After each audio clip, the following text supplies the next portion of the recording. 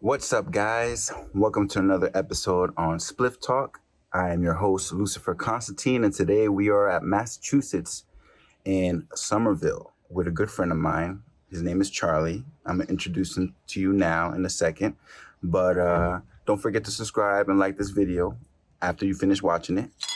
And it is a beautiful day to smoke and talk about whatever.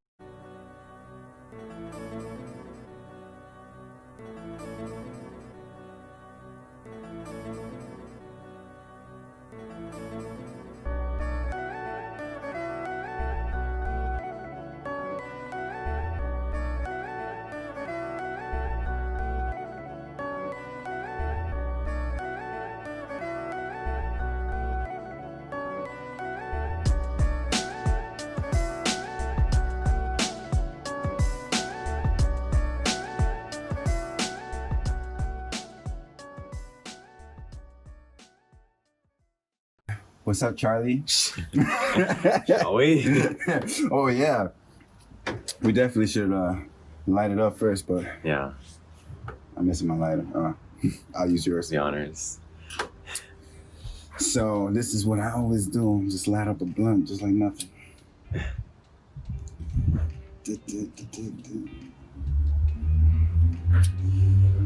No, so like in the age of coronavirus, are you like do you like flame? Do you like burn this between people, or do you don't do that? Fuck no.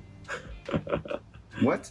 I didn't even heard of that. Not burn it, but just like Oh, like yeah. what, to kill viruses? I don't know what the fuck. That's something that people used to do when I lived in Chicago, like years ago. Like we'd have a bowl, and not everyone, but like some people would like, whether it be a bowl, whether it be like a J, people would like, ooh, gotta do this so I don't get sick. Whether it does anything or not, I have no idea. I don't think it does anything. Probably not. But enough of those myths. Kids, if you're watching, who knows if it works? I'm not a doctor. When there's a lot of things that are questionable during this pandemic. I am gonna do that. But yeah, Charlie. Yo, you know, isn't it weird, like meeting each other through like a business program, and then like all of a sudden meeting each other in person? Yeah, it was. I literally love how we met. Because I don't know. I just feel like you called me when I was in Colorado, and like we talked when I was in Colorado. I was like, yeah, this makes sense. Mm-hmm. This makes sense that we'll do this thing, like that we'll hang out and smoke and do a podcast episode, and just like it makes sense that this is happening to me, because I'm like, oh, you're a Libra, you're a 7, Mm-hmm. all these things, we're in the same group. Mm-hmm. I don't know, like energy finds like energy, Right? Isn't that? But it's kind of crazy too, because it's like you know, we all were excuse my spitting. like basically in the same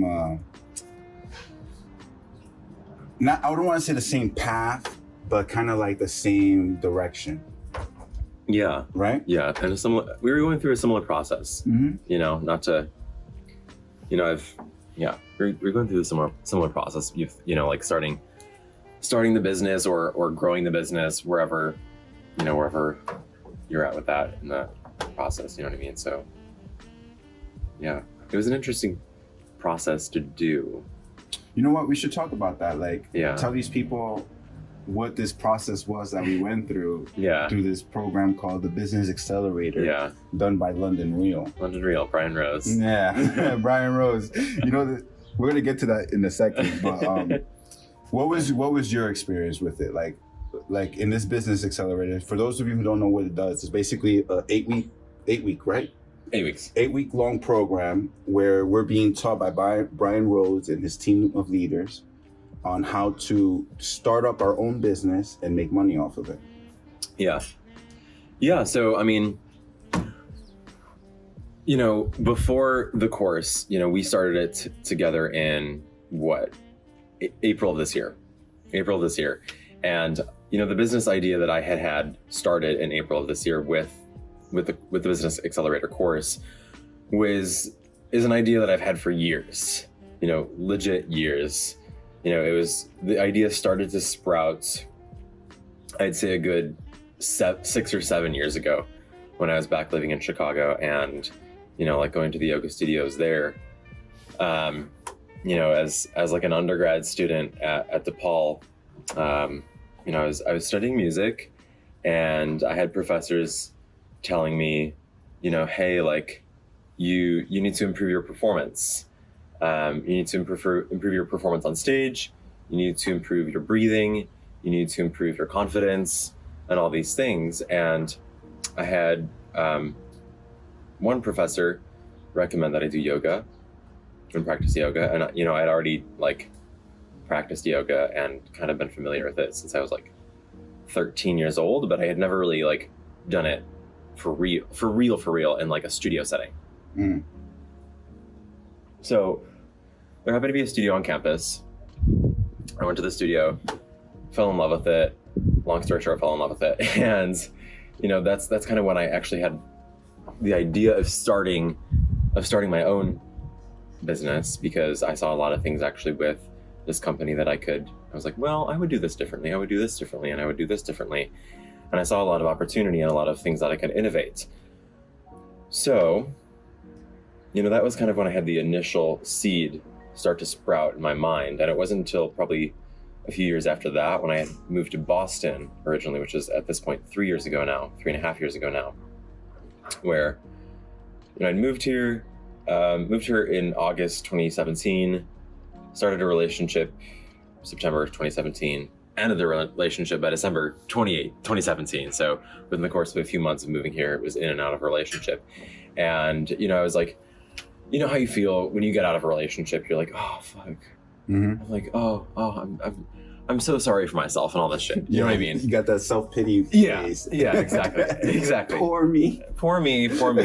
And, I've got to be honest, I was in that phase, and, the relationship was also pretty unhealthy, somewhat abusive, towards the very end on his part. So, that's where part of that came from. But, one day I was walking in downtown Boston, and it's December, I'm walking alone, and I'm like, fuck, everything just sucks right now.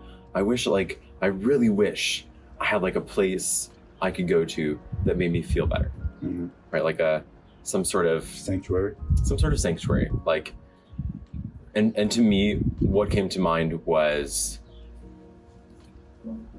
just a vision of creating a community, of creating essentially a center, not a wellness center, not a gym, and not a yoga studio, but almost all of those three things combined, mm-hmm. where people can go and just do all these practices for themselves that make them feel better. And, that can take you out of these states of depression, take you out of these states of anxiety, out of fear, out of all these things. Mm-hmm. And so, that's kind of the moment where I had that initial idea, and it took so long, that idea started to grow and grow and grow in my mind. And, I had, over the years, I've had a job, teaching yoga, running a yoga studio, and, alongside being in grad school for music. And so while all these are going on, I'm I have this urge that's building and building and building inside of me to start my own business. And I'm I really, really need to start my own business. Every single move that I take needs to be a move on a process, on a stepping stone towards creating my own business, whatever that vision looks like to me. Mm-hmm. And so, when March 13th of 2020 happened, the day, for me, where the yoga studio that I was working at said, okay, we need to close down. That's it. And then 1 month later, I was laid off from the job officially. That was literally a prime opportunity for me to say, okay, my life is completely clear. There's nothing that I have stopping me from doing this whatsoever besides my own mind. And things that I create along the way, right? Because everything in our world is mind created, and we can create anything and everything, and we can destroy everything and anything with our own mind. Mm-hmm. And so I was like, well, I have all this time, all this free time. I have all this money saved up. Not a ton of money, by no means a ton of money, but to me it was enough where I could say, okay, if I do this, I'll still have enough to live. But if I don't do this, I'll still be in the same spot or fall back Right. from where I was. You know what I mean? Yeah. So I started the Business Accelerator program because I was like, you know what, fuck it. This is something that I know I need to do, something I must do. And that's where kind of that process of that began. I mean, I know that was a long-winded answer to your question, but that was kind of... Yeah, but that's how you decided to get into it, right? Yeah, that was like Right. all the kind of things that went on in my head leading up to Right. that moment. And I understand, and we're gonna get back to some of the things that you spoke about, but my original question was, what was your experience during the program? Yeah, so, before I started the program, I really hadn't really heard of London Real, and I'd watched one of Brian's documentaries, Reconnect. And that's one of the things that actually got me really interested in Brian and London Real. So I did some research. The things that I was hearing about the program was that it was really a program to get you, to kick you in the ass. Right. Right? Like a program to get the people that have an idea but have no idea what to do. Like, hey, get up off your butt and let's start this shit. And that's what so many stories of it said. It's it's going to be an intense program. It's going to be a quick program, and everything can move pretty fast and quickly. And to me at the time, that's what I felt what I needed. So during the process, it was interesting to go through that and study, okay, what do I actually want to do? What are my talents? What are my passions? How can I use those to help people? And then how can I package it all together in the form of, an actual business and take what you have into your mind, intellectual, your intellectual ideas, your dreams, your visions, your intellectual property. How do you turn that into something tangible that you can then, package in a digital product and, sell to people as a service? Right. And so, none of that was really new to me. That idea of that was not really new to me, and that's something that I had wanted to do for a long time. However, the how to do it was I have no idea what to do. Not I have no idea what to do, but really having the structure was important for me because so much was happening in the world at the time and still is with coronavirus and everything. So it was really nice to have that structured process, because coming from my background where I'm a musician, and for literally 10 years of my life straight, I've always had someone giving me a process. Say I'm preparing for a performance, preparing for recital in 6 or 9 months, I always have people coaching me along the way saying, okay, here are the steps for you to do over the next 9 months in order to get to this point. And I'm like, great, cool, I'll follow those and do that. And so, I had this idea, but I was like, I don't know how to make the roadmap because I've never been there. And I would make the roadmap if I knew how to make it, but I don't. So having that kind of roadmap to go from zero business to having the basic kind of structure of a business was really nice. Mm-hmm. You know what I mean? Okay. I agree with you. I mean, I kind of feel the same way. I liked the discipline of it that came with it. Mm-hmm. You know? Some of it was nothing I haven't seen before. Yeah. Because I do have experience where, I've tried a lot of different ways to be an entrepreneur. Yeah. I've done network marketing businesses. I've went to school for business. I tried working in certain businesses, and always trying to find kind of a mentor. And that's what I thought Business Accelerator was for the most part, which was mentorship, someone actually guiding me step by step. which in a way, we definitely got that, with the videos of watching what he had to say and stuff like that. But I also feel like it lacked a lot more that could have given. Oh, completely. For the value. Yeah. And the price. Yeah. Because we didn't really get to talk to him all that much. Yeah. Right? We had team leaders who we could talk to, but we didn't really get to talk to him. Mm-hmm. It's not like every single one of us got a chance to speak to him, which I think is something that I would have liked. Yeah. At least like one scheduled one-on-one meeting where I can tell him my idea and he can tell me the best way to approach that idea. Right? Because besides what they gave us in the courses every week, right? We kind of had to figure it out ourselves. Yeah. Yeah. The approach, because it's our idea. So like for me, it was a lot harder because, I was doing numerology, right? But it's very hard to sell numerology because if people really want to learn about it, they can get it for free. The stuff that I'm teaching them is nothing that's not already out there, Now I understand to one perspective, my personality, my character could bring something different to the table. Yeah. When it comes to numerology and the way that I see it, right? But I can just do a YouTube channel to do that. Right? And people are really going to just watch me, And yeah, maybe here or there, people will want to buy a reading from me, right? But not everybody's really into that or believes in it. Yeah. And I live in an area where I'm surrounded by Christians or wannabe Christians, So I don't know. For me, I love the opportunities the program gave. I love the networking, the fact that I got to meet you and so many other people that I've had on my show and are also business partners with me. It did help me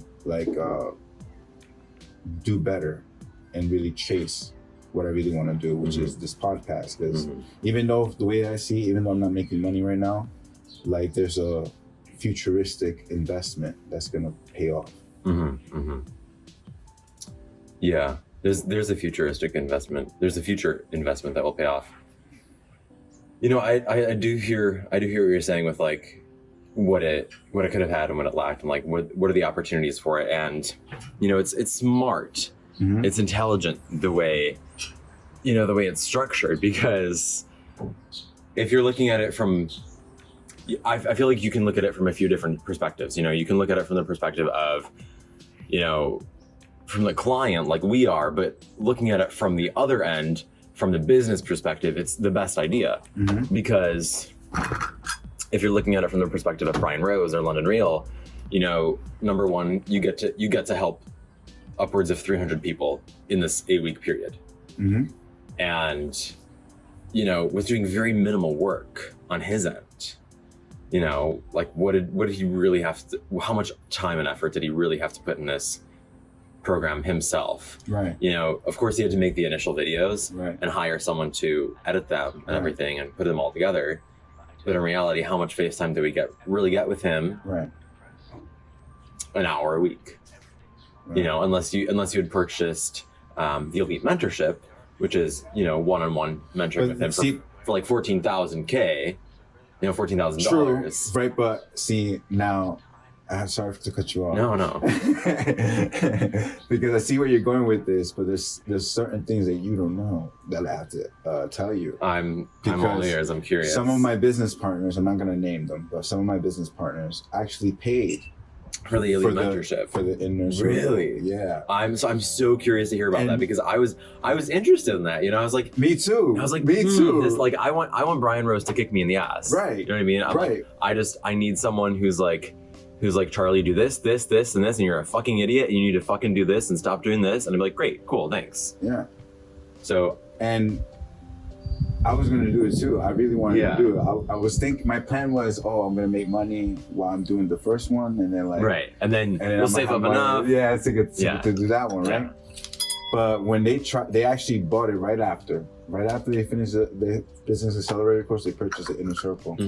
And they had a very disappointing experience. Why is that? Because they didn't even get 5 minutes with the guy. Really? When he actually talked to them. and it would still be in a group. Still in a group. Yes. You know, and like they also don't feel like for the amount that they paid, they're receiving anything that is worth that value, that is useful to their businesses. Really? Yeah. Really? Yeah. And I even heard that one of them is in the process of suing them. Wow. Yeah. Wow. I'm not surprised by that. You know, I'm not surprised by that at all. I actually have a fun story. I have a fun story to reveal. What? That might be spilling the tea a little bit, but who the fuck cares? So no, it's tricky. It's smart because it's a little sneaky on their end. You know what I mean? Right. It's very sneaky on their end. When I first bought the Business Accelerator course, I need to tell you, I probably had like $4,000 in my bank account. And like I had just gotten laid off, and they had like, the only reason I had that much money in my bank account is because they gave us like, they were like, here's all this money because we just laid you off. And I was like, great, I'll take it. Right. And that's not a lot of money to have in your bank account, like compared to what you could have, you know what I mean? But at the time I was like, great, I've got a little extra cash on hand. So I was like, you know what, I'm going to buy the Business Accelerator course. I'm going to do it in like 6 payments or 8 payments or whatever the payment plan is. Right. And you know, you have the checkout page, and I was like, great, I'm buying it. And I was like, oh, fantastic, I'm going to sign up for the 8 payments or however many payments it is. And then, of course, afterwards, they're like, are you sure you don't want to pay in full right now? You'll get all these bonuses. And you'll get, of course, like, I was always selling on the bonuses, right? You'll get an extra nug. You'll get Right. like, yeah. I'll throw in an extra 8th for free, Mm-hmm. you dumbass. And, you know, I clicked on the button to see, I was like, oh, you know, how much extra would it be? Because it just said, click here to buy in full. And little did I know, clicking on the button would immediately charge my card. There was not another checkout page. It was just click, and I was like, great, you've been charged $3,000 or $299 or whatever, how much it was. And I was like, fuck. I just drained my entire bank account. And I was like, this web page tricked the fuck out of me. Wow. And I was so frustrated. I was so pissed. And so, of course, I immediately sent them an email. I immediately like texted everyone that I could in the Facebook group that worked for London Real. And I was like, hey, this was a mistake on my part. I need a refund and just to go on the payment plan. Do you know what their response was? So I messaged, of course, like the coaches, and they're like, email this person. They're the financial support. And I was like, cool, great, I'll do that. Email the finance department, no response. Email the finance department, no response. Email the finance department with all caps, urgent, asterisks in the subject line, response. Great. I was like, finally, my strongly worded email worked. Do you want to know what their response to me was? What? They said, there's no refunds per our website policy. It's cheaper anyways if you pay in full. That's it. Damn. Those were the words. Like, I could pull up on my phone, but it would not be really much different than that. Right. I responded, and I was like, all right, let me go on your website and actually look at your terms that you've actually linked in this email, because they linked in the email what their terms are. Mm-hmm. Those are not their terms on their website. Their terms doesn't say that? Their terms say you cannot get a refund. However, I was not asking for a refund. I still wanted to buy the product. I just wanted to pay a different way. So they said, there are no refunds, all sales are final, but I was not asking to return, I was asking to exchange, and there is nowhere on their website policy that says anything about exchanges. Technically, it would be a kind of a refund because they're giving you the money, and what happens if like something happens and then you can't pay them? Well, you had to exactly. Well- that's why they have these policies.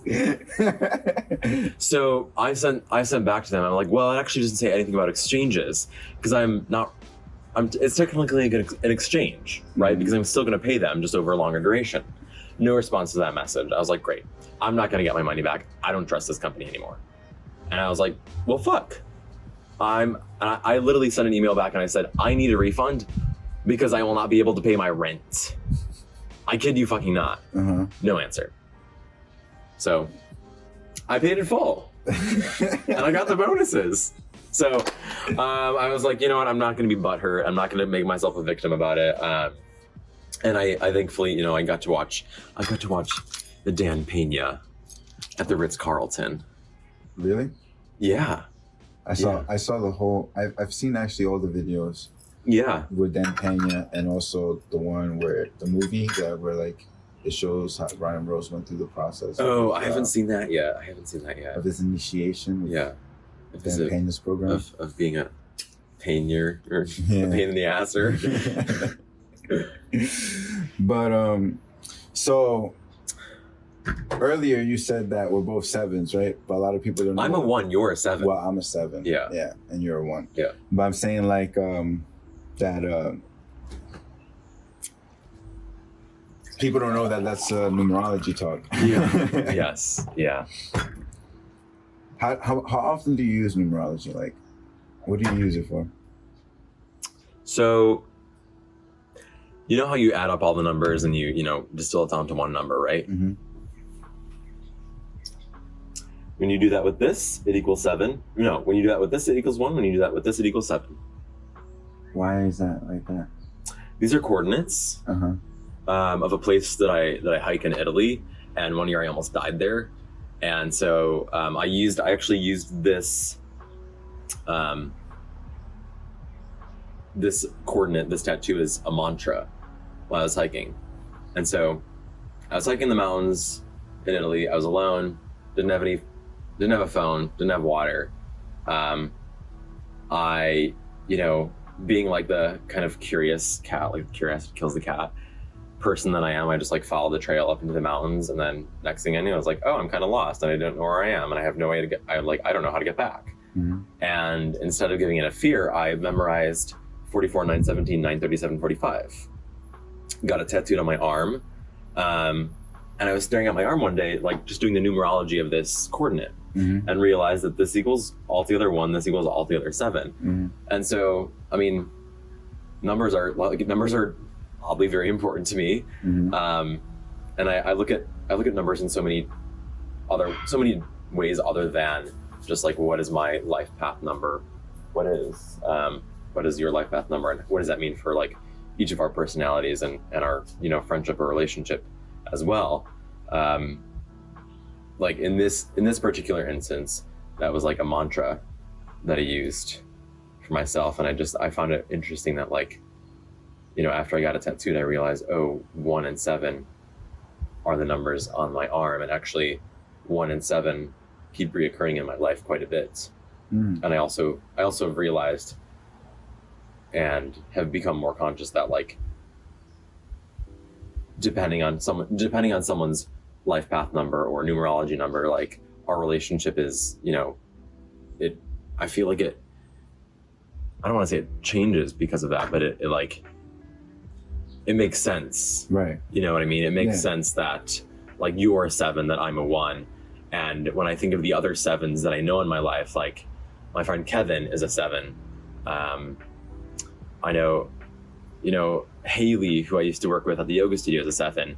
And it just, like, it makes sense that these people are 7s because I find something all in common, right, with all of you. And, you know, I could think of all 1s, or I could think of all 2s, mm-hmm. and kind of find a similar thread between them.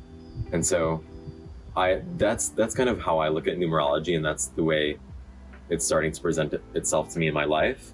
And I feel like it's just fascinating to look at. And you know, to talk about it with people that like have no idea what numerology is, it's like one of those memes where like the guy's pointing at the chalkboard and has like his hands up and he's like trying to like nobody knows what you're talking about unless I've started to read up about it and it's actually happening to them too. Sure. I freak people out with it. Oh yeah. Yeah. I love doing it. Yeah. Like I talk to people and then when I ask them for their birthday, I end up figuring out their personalities really fast. And they're like, how the fuck you know that? But I don't want to use it just to do that. But I also I kind of got into it because, like, you know, I grew up religious and then started studying like other beliefs and philosophies. And when I came upon numerology, I found it very fascinating, you know, because I always liked math, you know, and puzzles. So it was like figuring out the puzzle of myself, right? And when I started reading like my personality, I was like, holy shit, yeah, I'm like that. And like, holy shit, I'm like that. And when I realized how you can use it in a lot of things, that's when I started picking up on patterns. Like I see a lot of 11 in my life, 44. The number 3, 7, you know, like pretty much a lot of the numbers, like every number has like a specific meaning to me, like a symbol, you know, and it's like I'm reading the world every time like I'm walking. You're reading the world. Yeah. And it's crazy because like a lot of like the most fascinating things just happen. Like I would calculate certain things about certain days, right? And they would end up happening exactly how I expected. That's when it starts to get almost scary or like a little freaky.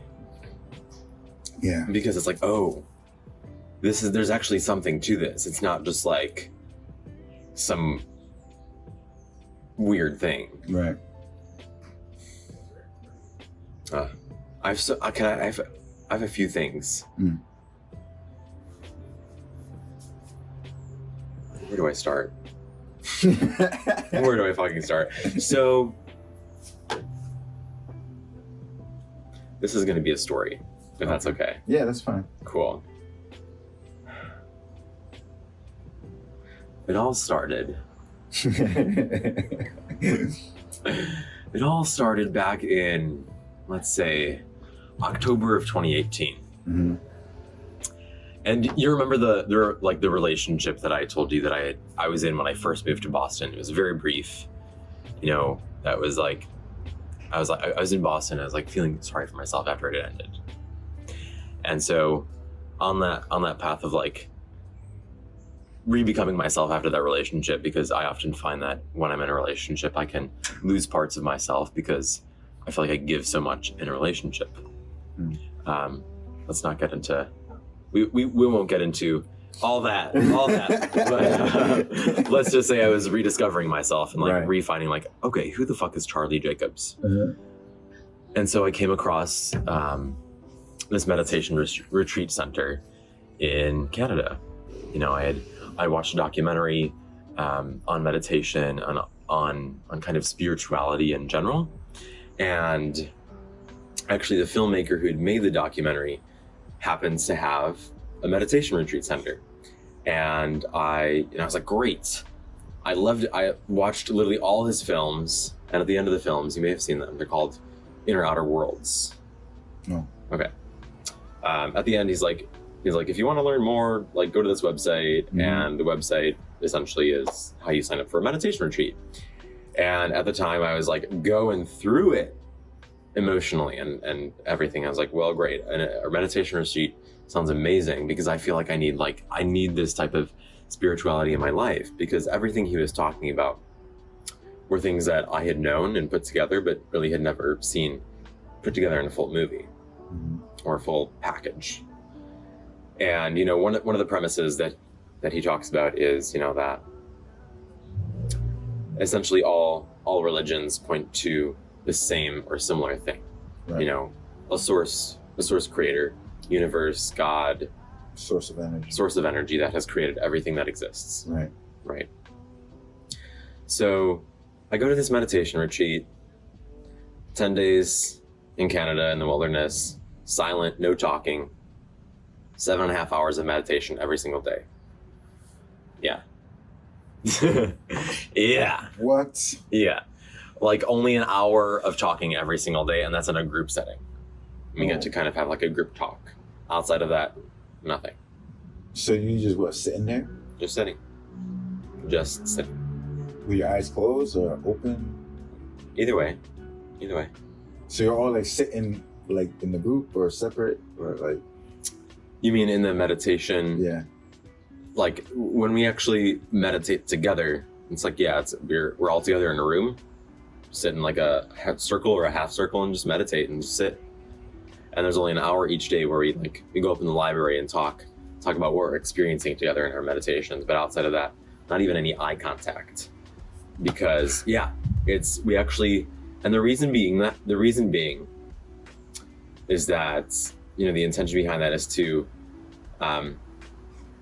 let go of the conditioning and to like uncondition the mind and to let go of the habit patterns that we have that can be blocking ourselves from seeing our true selves, you know, because like as humans we have all these masks and we have all these like habits that we create and that we put on ourselves and that are put on ourselves by other people. And you know, in being silent, we get to really dive into ourselves and, you know, and ask ourselves like all these deep meaningful questions, like who are we? Why the fuck are we on this planet? What am I actually meant to do in this life? Why am I hurting so much? Why am I suffering so much? How can I stop these cycles of suffering that actually don't serve my life? You know what I mean? And in order to like go into that really, really deep place of contemplation and reflection, like cutting off eye contact and cutting off verbal communication is actually something that was actually really helpful in doing that. Wow. And how long was the retreat? 10 days. 10 days. So for 10 days, you were doing 7 hours of meditation. Yeah. 1 hour talking. Yeah. And then sleeping. Yeah. Sleep at 9 p.m., wake up at between 4:30 and 5 a.m. They wake you up? Yeah, with a gong. Yep. Wow. Yeah. So what was your experience in those hours? Like, how did you feel? How did you transition? Like at first being there and then. Yeah. You know, at first it was a little scary and intimidating because, you know, I walked in with an ego, right? My ego is like, I've meditated before. I know how to meditate. I've used like meditation recordings and meditation apps.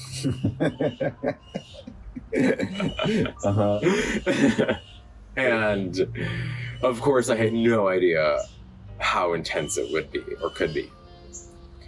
And, you know, by day 2, I was in agony because I was like, oh my God, how am I going to do this?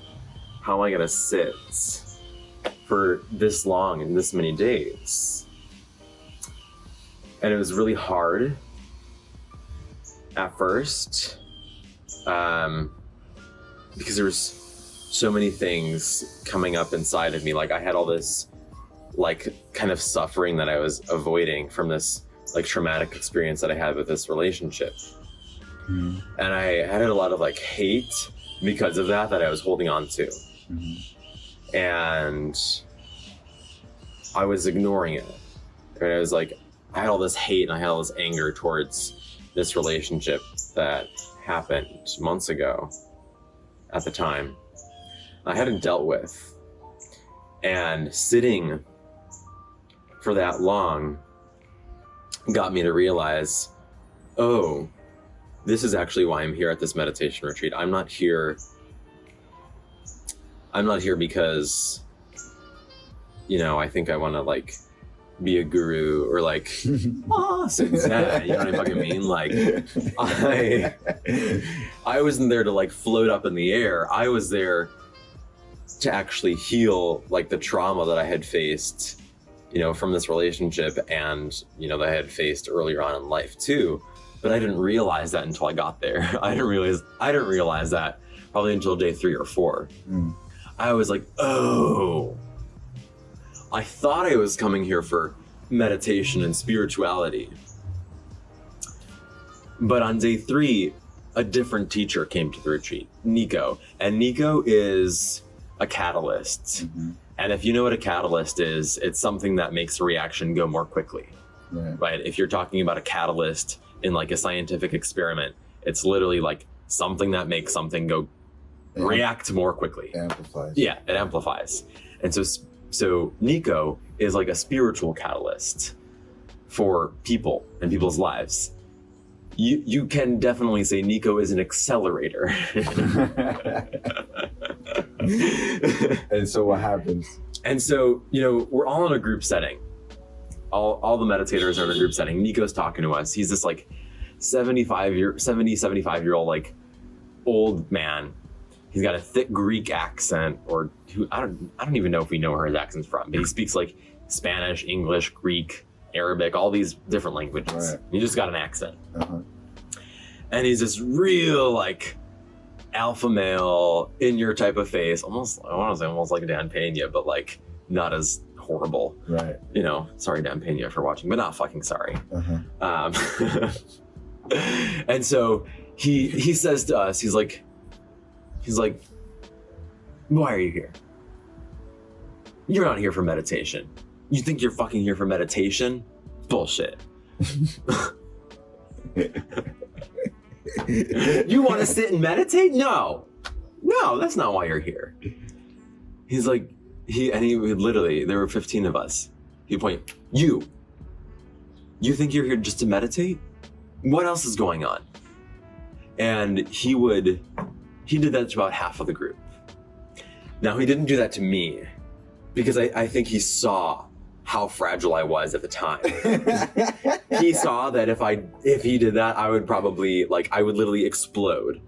And as he was doing this to the other people, there was this fire inside of me. This was day 4 at the time, and day 4 of being deprived of talking, deprived of technology, deprived of sex, deprived of any human connection at all with a group of strangers. This energy builds up inside of you, right? Right. And so as he's saying this to other people, I'm like, shit. I was realizing I wasn't there just to fucking meditate. I was there to face the fact that I had been abused in this relationship, and I wasn't facing that. Mm. And that was coming up. And so later that day that I had met Nico in that group setting, but he didn't actually say anything to me. I had one of the most wild experiences that I've ever had in my entire life. So every day at the retreat we had a sound meditation. Mm-hmm. And that was our dessert. We had silence, but for 30 minutes every day we got to have a sound meditation. And usually for our meditations we sit upright, very very firm posture. But for our sound meditations we got to lay on the floor, just laid out in a star position, which was great. And so Dan plays all the gongs.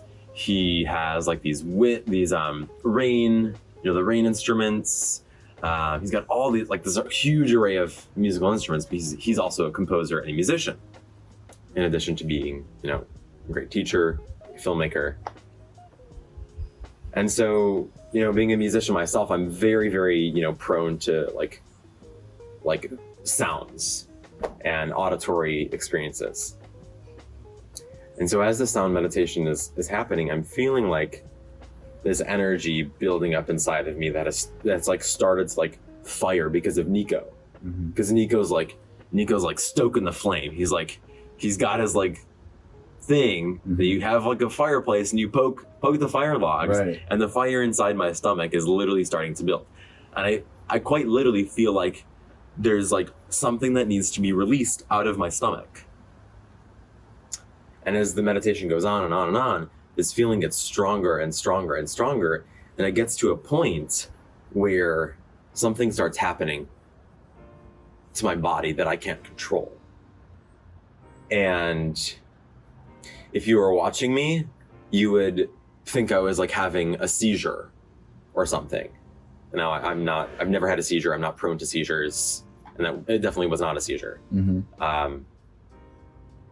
And so like this energy was coming out of like my stomach or like the lower part of my body, and I was like thrashing on the floor.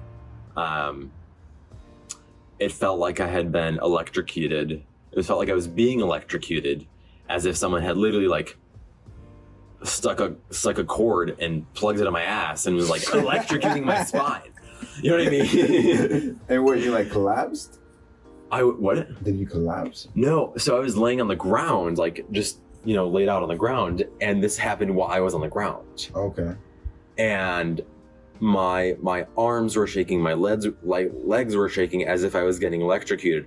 I felt pins and needles everywhere along my arms, along my legs. You know that sensation when you get like when your foot falls asleep? Yeah. It was like that, amplified by like 200 everywhere. Oh, everywhere. That's how you felt, like Yes. Yeah. That's crazy. Yeah. That's so. How you were like that for like what, a minute? Like 30 minutes.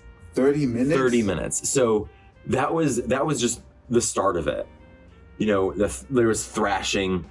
There was like I was like almost like spitting, and then like it felt like there was this like pulsing energy in my chest and in the center of my hands, and it was as if someone had a magnet and was like magnetizing my hands, or it literally felt like someone was burning my hands or putting a stake through each of my hands. And I'm like, am I having like a come to Jesus moment or something? And that was a sensation that was happening. I wasn't able to control my breathing. It was almost as if like a higher force was controlling my breathing, because I was breathing very and you could hear it.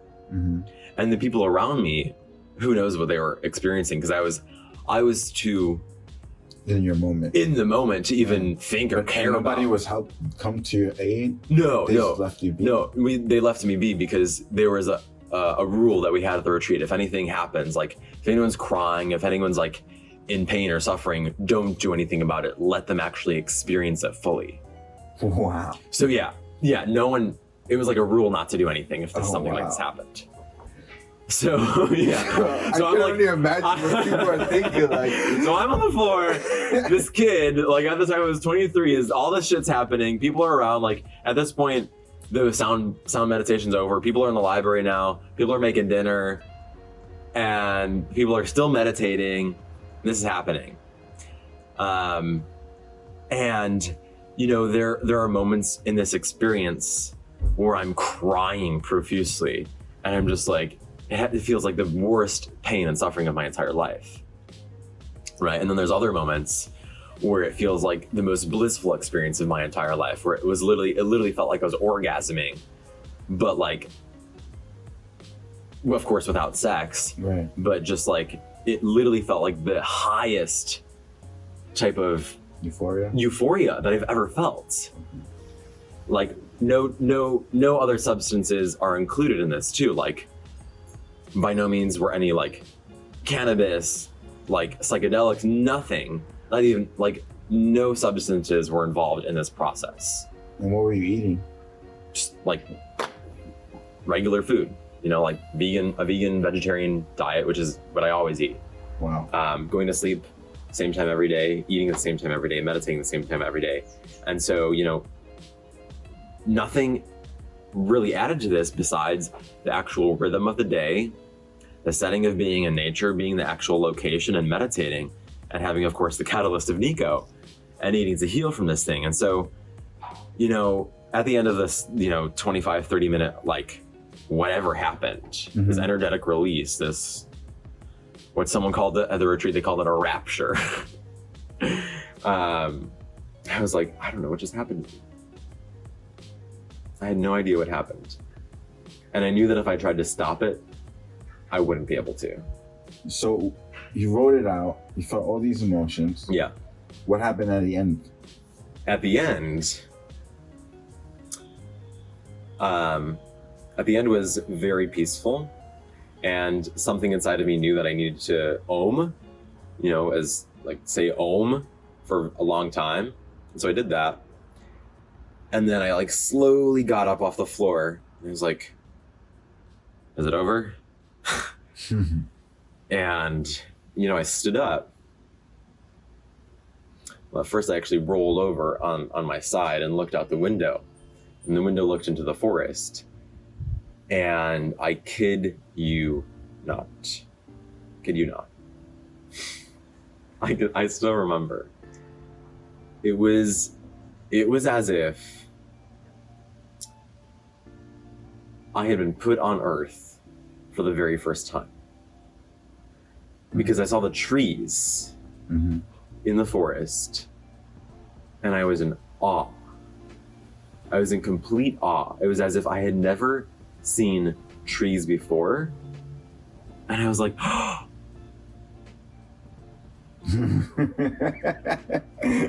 was like, look, the trees. Do you see them? Wow. And I would say for almost a week, that's how I experienced everything. Really? Yeah. So it was like being born again. I was born again. I was literally born again. And that's a term you only hear in Christian religion. I know. And I was raised Catholic. My parents are both Catholic, but we were never really we were never strict about it. We barely went to church. My parents were like, yeah, if you want to go to church once a year, whatever. It was more like, okay, you're baptized, you got your communion, great. Like set it and forget it kind of thing. I never really believed in anything about Christianity or Catholicism for that matter. I was kind of like, yeah, whatever, God's everywhere, blah, blah, blah. But in this experience, you were born again. Yeah, I was. And I was.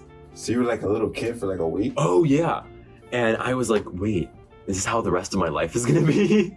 I was Imagine. like, am I going to be in awe? Am I just going to be blissfully unaware and in awe like a child for the rest of my life? And part of me was really excited. And part of me was like, fuck. Like, if I'm like this for the rest of my life, I'm like, that's going to be interesting. Right. And so everything, I would pick up a glass of water and be like, oh, wow. Do you see the water in there? Like, wow. Do you see the paint on this table? Like, everywhere. And I would test it. And be like, well, I'll look at this object and see, like, am I as surprised as I was yesterday or a few minutes ago? And I was. I would go out and walk in nature because this retreat was in the middle of the forest. And I would just look at the leaves and be in complete awe of oh, wow, this detail on the leaf. And I just say it time and time again. It was like I was born again, and it was as if I was just planted in this body on this planet for the very first time.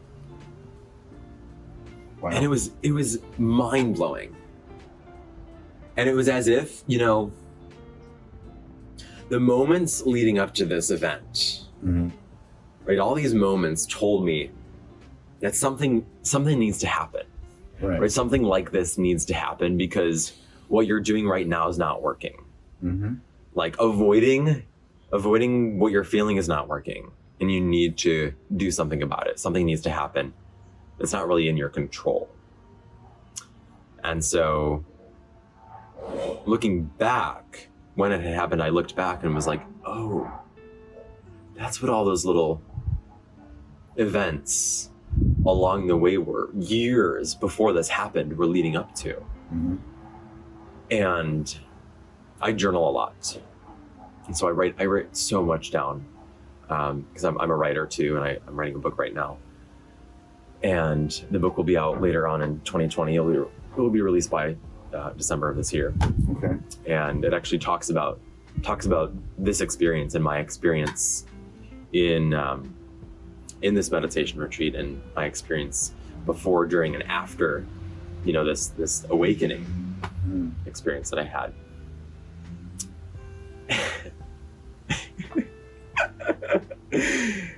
And I mean, it really was an awakening. It was the awakening. Yeah. for me. And you asked me originally about numerology. Yeah. I'm a 1. Right. I'm a 1. And of course, this date when this happened Mm-hmm. was also a 1. Mm-hmm. Yeah. So.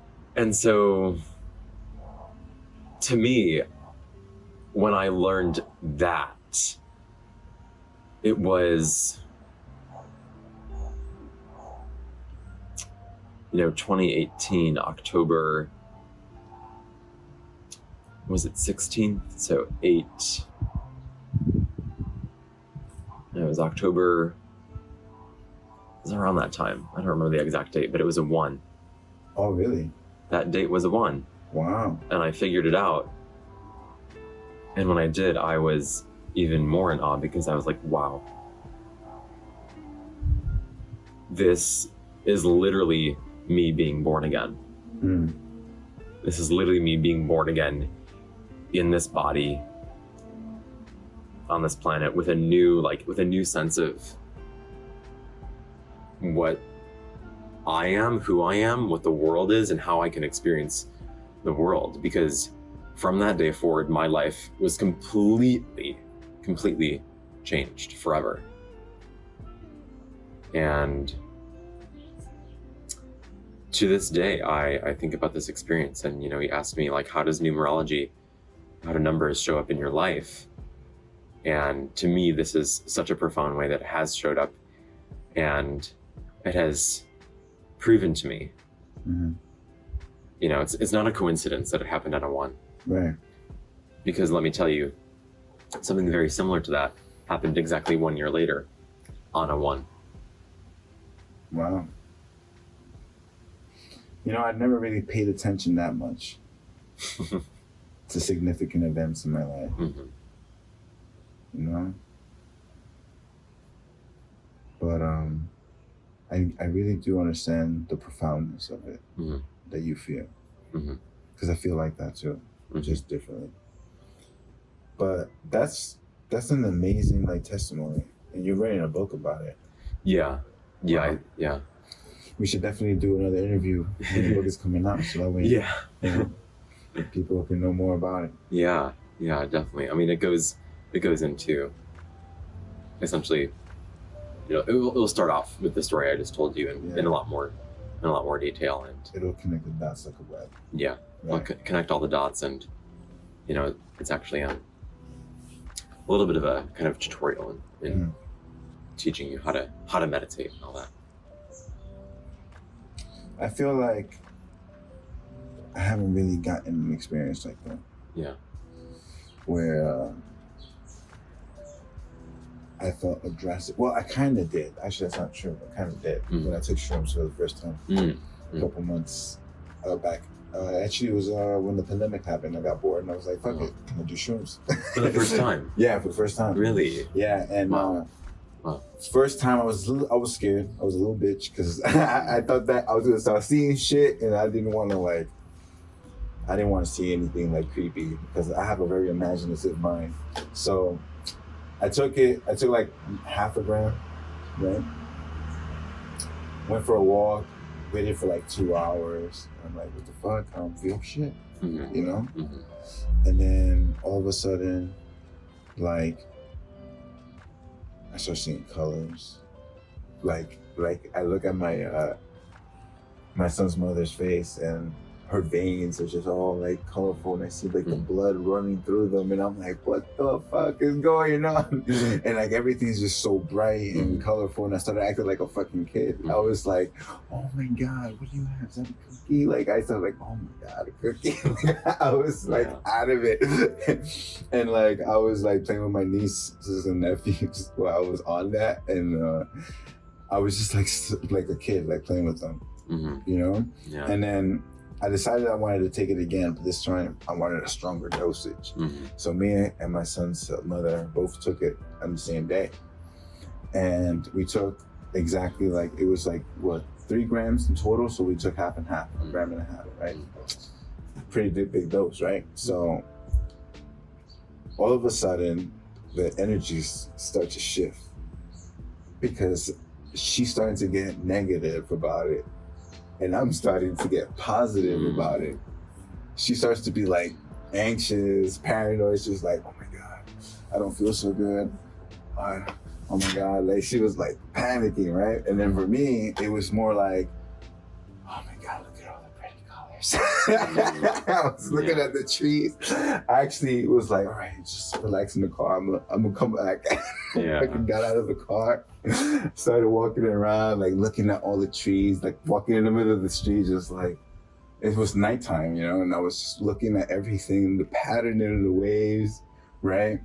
And she was panicking, you know? And like, eventually, she just stayed in the car to relax, you know, to kind of wait it off. She was like, I need to be alone. I'm like, did you just go, you know, just be safe. And I'm like, all right, cool. And I felt like Alice in Wonderland. Like I was like going deeper down the rabbit hole. and I welcomed it. I didn't realize how fearless I was. Yeah. You know, I don't know. I just saw everything so different, right? And when I actually saw myself in my phone, I started like vlogging myself. Like I actually recorded myself while I was on and my eyes were like so big and black. And all of a sudden, this like very feministic side of me comes out. Really? Yeah, this very feministic side of me comes out. And it starts talking to the video to me. It was like this personality that you see before you was in my head, and that feministic personality was outside. And I was talking to myself in the video, telling myself about how badly I need to love myself, and how badly like I've been neglecting myself, you know, and how much fear I've had for no reason. So it was like a long night. The whole 3 hours I was on shrooms, I was talking to myself and enjoying it. And dancing and doing so many funny things in the middle of Queens at like 1 a.m, just like tra-la-la-la-la everywhere, yo. Wow. Yeah. That's amazing. Yeah. Incredible. In the middle of Queens. Yeah. Yeah. Because, you know, my son lives in Queens with his mom in Jamaica, Queens. So, yeah, it was funny. And then after that, the next days after that, like I felt so different. Like I felt, that's when I kind of pushed more forward towards doing this and some of the other things that I'm working on, because I realized how much time I was wasting being afraid, giving a fuck too much about what other people think. Yeah.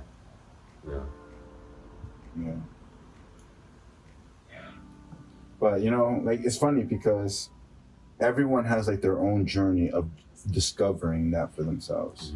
You know, I feel like everyone at some point gets to a point where something either traumatic or something that's unexpected just completely changes your point of view. But interesting enough, not everyone realizes that at that moment. You know, a lot of people stay in their old ways and don't want to move forward. You know? Right, it's easy. It's easy to stay in that mode or stay in your way of hurting. Yeah. It's actually, and I say this a lot, it's actually more difficult to move on. It's more difficult to be happy. At least from my experience. It's easy. It's easy to fall into negativity. It's easy to fall into the traps of our mind. It's easy to fall into those things that, you know, that are fearful. It's easy. And it actually takes work to intentionally say, like, I'm going to move forward and I'm going to be happy despite what I have survived. Right. That's very true. Well, Charlie, this has been a great conversation. Really great. Yeah, I feel like we could probably talk for 3 more hours. Yeah. Unfortunately, the show needs to be less than an hour. These people to follow everything that we're saying. Well, assuming they're all smoking while they're watching this. Yeah. But it was great to have you on the show. I really Yeah. appreciate your hospitality Yeah, and thank you. your friendship and wisdom. I definitely want to do this again. Yeah, 1000%. Yeah, it'd be really fun. And maybe one day do some yoga with you Yeah, as well. Let's I do always it. wanted to like learn, make myself more flexible. yeah. Yeah, I'm too stiff. Physically or emotionally? Both. Yo, thanks for watching. Don't forget to subscribe and follow some of my pages. And I am really smacked right now, so I'm not gonna say much more. See you guys later.